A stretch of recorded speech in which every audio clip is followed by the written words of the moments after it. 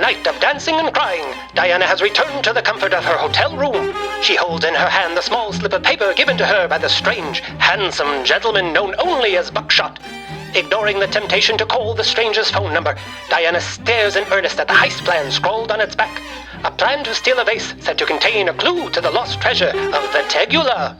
Diana recalls hearing stories of the magical treasure in primary school, its promise of untold wealth, the power to restore youth, and even reveal the mysteries of life itself. She wonders, could such a marvel actually exist, or is it all an elaborate hoax that only a fool would believe in? And so, Diana has called upon her friends, the Count and Countess Pennyworth, to help figure out their next steps. Where are they? It's not like they had to travel from Europe to get here. They're only on the 9th floor. Ugh. Finally. It's about time, you royal... Morning, beautiful. Buckshot. You never called. Well, wait, you only gave me your number last night. Be that as it may, I thought I'd take it upon myself to make the first move. I figured you to be a woman who appreciates a man with confidence. From my experience, there's a fine line between a man with confidence and a man with an unchecked ego. Oh, I promise you, Red, I've got my ego in check at all time. Now you gonna invite me in or just leave me standing in the doorway? Well, I don't quite know yet. I haven't made up my mind about you. Well, now that's a shame. I guess I'll just have to invite myself in. Why, Mr. Buckshot, that's bordering on uncivilized behavior. Just Buckshot, no mister. And if I'm so uncivilized and you're so uncertain, well, maybe I should just take back that slip of paper I gave you last night, seeing as you never bothered to use it. Just Buckshot. Why, in all the ruckus last night, I never really got a chance to get to know you. Well, I'm an open book. Really? Well, that's refreshing. So, easy question first. Why do they call you Buckshot? Well, I guess it's what you might call a nom de guerre.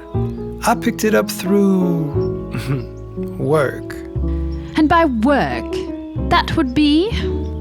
Well, I do odd jobs for Kingpin von Kruger. Ah, I see. Now, you're probably gonna want to answer that. Answer what? Oh, thank God you're here. Hi. I would hold off on celebrating just yet, my dear. We were very, very rudely delayed. Move it. Inside.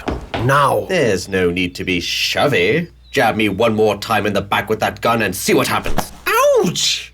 I meant jab me 2 or 3 more times. My love, I do appreciate your bravado, but perhaps rein it in while this man has the winning hand.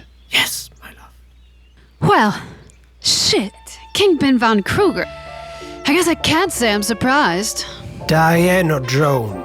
We didn't get the opportunity to talk much last night between the drinking and the dancing. I've got to say, though, I am a very large fan of your work. While the sentiment is appreciated, would you kindly stop waving that gun in my face? Of course. Apologies. I trust Buckshot has been keeping you company? Oh, he's been a real charmer, all right. I am a gentleman, after all. And, my boy, did you correct your little oversight? I was just about to before you arrived. So, Diana, would you mind returning my little love note? I thought you wanted me to call. Diana, if you please, it really wasn't on our to-do list to get shot today. Fine. Here. I guess the honeymoon phase is over. It doesn't have to be. Ooh, I like this one. Now that that's out of the way, we can't go around killing award-winning actresses and European royalty, but we certainly don't want you following us around either. All of you, grab some floor. Buckshot, you know what to do. Yes, sir. Now, if each of you would be so kind as to place your hands behind your back and put your ankles together, I'm afraid I have to truss you up with this rope. Trust me, it's for your own good. I think Truss left a room shortly after you arrived. Do be quick about it.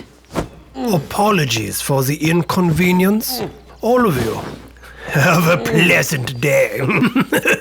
So polite for a mafioso. Buckshot, time to leave. You got it, boss. Diana, I hope to see you again soon.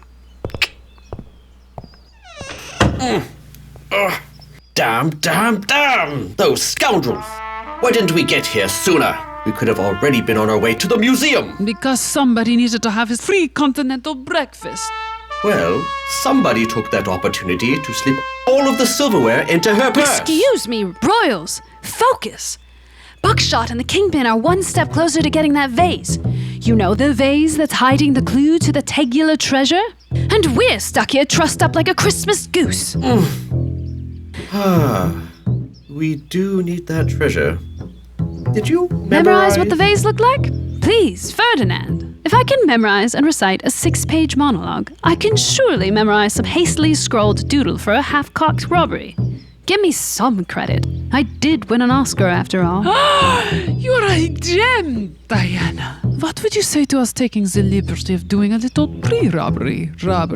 We could certainly use the money. Oh, come now, everyone knows you're already loaded. You're royalty, for goodness sake. We were loaded. Unfortunately, we lost the last of our money to that crook at the Raven. We can't even afford the free continental breakfast. Oh, it's true. Our pocket money, our pocket gems, even Gregor, our pocket ball python, all of it. Poof, gone. And with everything that we had lost in the stock market, we are officially broke. I guess we're all down on our luck now. Oh, I'm sorry I got you both involved in this scheme. I have no career, no husband, smeared makeup, and I'm tied to 2 broke royals. Let's just forget this ever happened. I can go back to waiting tables and leave you both to return to Europe. That's not going to happen. We're going to beat them to the museum and get this vase before they do. How's that now? We're a bit tied up at the moment. Well, my little Lilia here just happened to grow up in a traveling circus. It's true. I spent many years with my family traveling across Europe. My father was a magician and he taught me a great many things. I was able to escape a double fisherman's knot by the time I was 7. And these? Let's just say they are no double fisherman's knot. Now who's the gem, Lilia? I could almost kiss you.